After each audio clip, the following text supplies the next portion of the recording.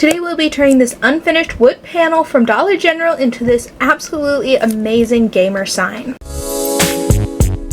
So before we get started, notice anything at all? Any new color enveloping the screen? Yes, I got a new craft mat. I love this and I'm so excited to use it with you guys. So let's get to crafting. So of course you're gonna want to start by opening it.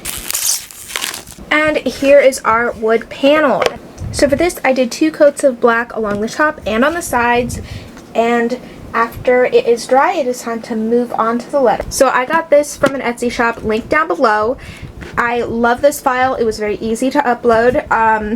And now that it's uploaded into Design Space, now you just have to measure your blank. So once you have your design in Cricut, it is time to measure your sign. So I can make my design 6 1/4 by 6 1/4. So now that you have measured your design, go change it in Cricut, and then it's time to cut it out on your Cricut machine. And now it is time to load your mat. Once you have your design cut, it is time to weed it. Okay, now that you have your design cut, it is time to take your transfer tape and then transfer it onto your side.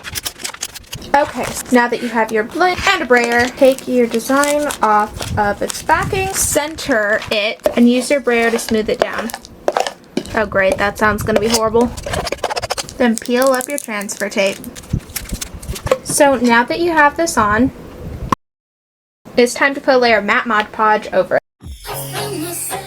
Thank you guys for joining me for this project today. I really love how this gamer sign turned out. Don't forget to like, comment, and subscribe, and I'll see you next time. Bye!